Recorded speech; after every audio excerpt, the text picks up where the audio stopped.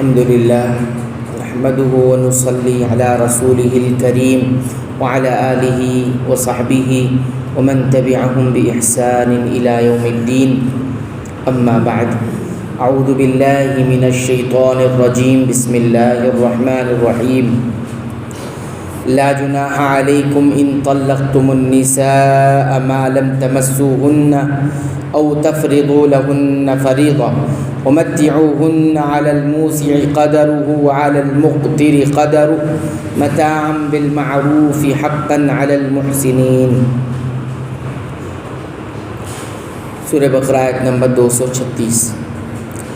اگر تم عورتوں کو بغیر ہاتھ لگائے اور بغیر مہر مقرر کیے طلاق دے دو تو بھی تم پر کوئی گناہ نہیں. ہاں، انہیں کچھ نہ کچھ فائدہ دو، خوشحال اپنے انداز سے اور تنگ دست اپنی طاقت کے مطابق، دستور کے مطابق اچھا فائدہ دے. بھلائی کرنے والوں پر یہ لازم ہے. یہ اس عورت کے بارے میں حکم ہے کہ نکاح کے وقت مہر مقرر نہیں ہوا تھا اور خاوند نے تعلق بنائے بغیر طلاق دے دی تو انہیں کچھ نہ کچھ دے کر رخصت کرو. یہ فائدہ ہر شخص کی طاقت کے مطابق ہونا چاہیے. خوشحال اپنی حیثیت اور تنگ دست اپنی طاقت کے مطابق دے. البتہ محسنین کے لیے یعنی اچھائی کرنے والوں کے لیے ہے، یہ ضروری نہیں. اس فائدے کی تعین بھی کی گئی ہے. کسی نے کہا خادم، یعنی فائدہ پہنچانے سے مراد یہ ہے کہ خادم دے دیا جائے. کسی نے کہا 50 درہم، کسی نے کہا 1 یا کچھ سوٹ وغیرہ دے دیا جائے. بہرحال یہ تعین، یہ فکس کرنا شریعت کی طرف سے نہیں ہے. ہر شخص کو اپنی طاقت کے مطابق دینے کا اختیار و حکم ہے. اس میں بھی اختلاف ہے کہ یہ فائدہ طلاق، ہر قسم کی طلاق یافتہ عورت کو دینا ضروری ہے یا خاص اسی عورت کے بارے میں حکم ہے جو اس آیت میں ذکر ہوا ہے. قرآن کریم کی کچھ آیات سے معلوم ہوتا ہے کہ یہ ہر قسم کی طلاق یافتہ عورت کے لیے ہے. واللہ اعلم. اس حکم یعنی اس فائدے کا حکم میں جو حکمت اور فوائد ہیں وہ وہ بیان کے محتاج نہیں.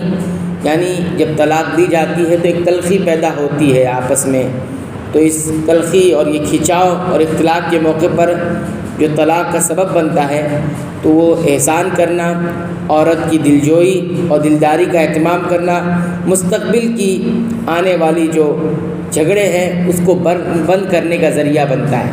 اگر کچھ دے کر رخصت کر دیا جائے تو آنے والا جو وقت ہے اس میں اگر اور جھگڑے بڑھ سکتے ہیں، ان سب کے راستے بند ہو جاتے. یہ ایک بہت بڑی حکمت ہے اس سلسلے میں.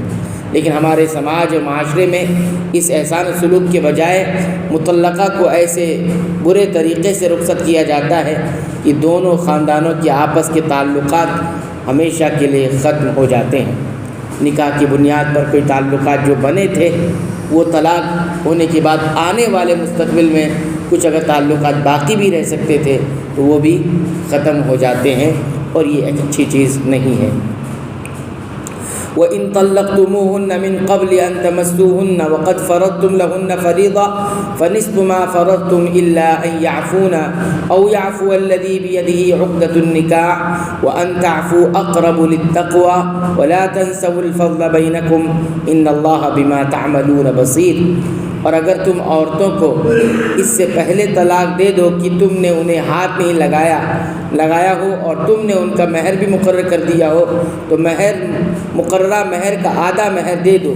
یہ اور بات ہے کہ وہ خود معاف کر دیں یا وہ شخص معاف کر دے جس کے ہاتھ میں نکاح کی گرہ ہے. تمہارا معاف کر دینا تقویٰ سے بہت نزدیک ہے. اور آپس کی فضیلت اور بزرگی کو فراموش نہ کرو، یقیناً اللہ تعالیٰ تمہارے اعمال کو دیکھ رہا ہے. یہ دوسری صورت ہے کہ خلوت صحیحہ سے قبل ہی طلاق دے دی، یعنی تعلقات قائم نہیں ہوئے، طلاق دے دی اور حق مہر بھی مقرر تھا. اس صورت میں خاوند کے لیے ضروری ہے کہ نصف مہر ادا کرے، اور اگر عورت اپنا حق معاف کر دے اس صورت میں خاوند کو کچھ نہیں دینا پڑے گا.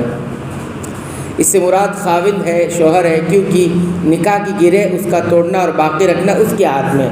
شوہر کا حق ہے طلاق دینا، اس کو باقی رکھنا۔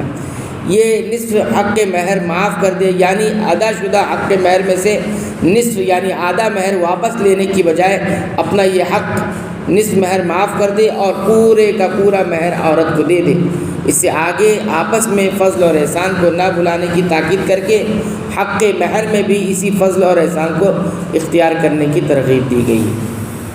اللہ تعالیٰ سے دعا ہے رب العالمین تو ہمیں قرآن حکیم کی پابندی سے تلاوت کی توفیق عطا فرما، اس کو سمجھ کر غور کر کے پڑھنے کی توفیق عطا فرما اور اس کے مطابق عمل کی توفیق عطا فرما۔ اے اللہ تو ہماری مغفرت فرما دے، ہمارے والدین کی مغفرت فرما، اور اسی طرح تمام مسلمانوں، مومنوں، اہل توحید کی مغفرت فرما، آمین۔